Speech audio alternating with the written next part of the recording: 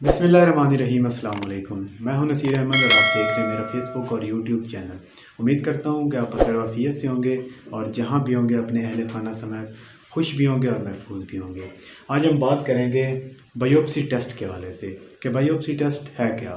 उसके बाद हम बात करेंगे प्रोसीजर ऑफ बायोप्सी टेस्ट कि इसका प्रोसीजर क्या होता है। उसके बाद हम थर्ड नंबर पर बात करेंगे कि बायोप्सी टेस्ट ज़रूरी है या नहीं ऑपरेशन के बाद, इस चीज़ पे बात करेंगे। उसके बाद हम बात करेंगे कि बायोप्सी टेस्ट कैंसर को डायग्नोज करता है या नहीं, इस पे बात करेंगे। सबसे पहले हम बात करेंगे कि बायोप्सी टेस्ट है क्या। बायोप्सी टेस्ट जब किसी भी पेशेंट का किसी भी तरह का ऑपरेट हो रहा होता है तो ऑपरेशन के दौरान उसको एक स्पेसिमन निकाल के देते हैं। किसी मतलब कोई गिल्टी वगैरह है जिस्म पे, तो उसको जब ऑपरेट से निकालते हैं उस गिल्टी को, तो वो जो स्पेसिमन होता है ना उसको एक डिब्बी में डाल के देते हैं। डिब्बी में कुछ सॉल्यूशन डालते हैं पहले, उस सॉल्यूशन के बाद वो स्पेसिमन डाल देते हैं ताकि वो ख़राब ना हो जाए।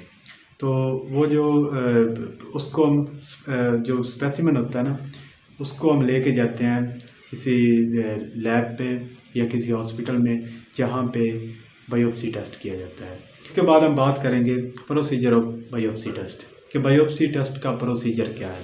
प्रोसीजर इसका ये होता है कि किसी पेशेंट का ऑपरेट होता है, ऑपरेट के दौरान उसका कुछ स्पेसिमन निकाल के देते हैं। जैसे कि ब्रेस्ट कैंसर है, उसमें गिल्टी अगर है तो वो गिल्टी निकाल के देंगे डिब्बी में डाल के। उस स्पेसिमन को लेके जाना पड़ेगा किसी कैंसर हॉस्पिटल में जहाँ पे वो टेस्ट किया जाता है। तो वहाँ पे वो टेस्ट हम देंगे और उसकी रिपोर्ट हमें चंद दिनों बाद मिलेगी। ये इसका प्रोसीजर होता है कि उसमें फिर इम्पोर्टेंट बात ये होती है कि इसमें डायग्नोज क्या किया जाता है, ये भी बात करेंगे आगे जाके। उसके बाद हम बात करेंगे कि बायोप्सी टेस्ट इम्पोर्टेंट है या नहीं ऑपरेशन के बाद। जी हाँ, बायोप्सी टेस्ट बहुत ज़्यादा इम्पोर्टेंट होता है कि आपको जब किसी जगह पे ऑपरेट हुआ है तो वहाँ पे उन्होंने अगर रसौली निकाली है, उस रसौली का ऑपरेट होगा।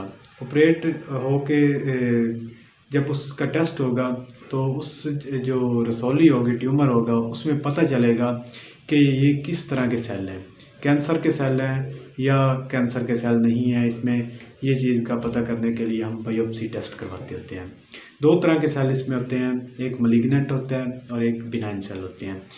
मलिग्नेंट और बिनाइन, इनमें फ़र्क ये है कि एक ऐसी कैंसर जिसको हम कहते हैं कि फैलने वाली जड़ों वाली कैंसर, जिसको हम वहाँ से निकाल देंगे लेकिन वो अपनी जो जड़ें हैं वहाँ पे छोड़ देगी। अगर वो निकाल देंगे तो फिर अगले दिन या अगले महीने वो कहीं और से वो रसौली या ट्यूमर बन सकती है।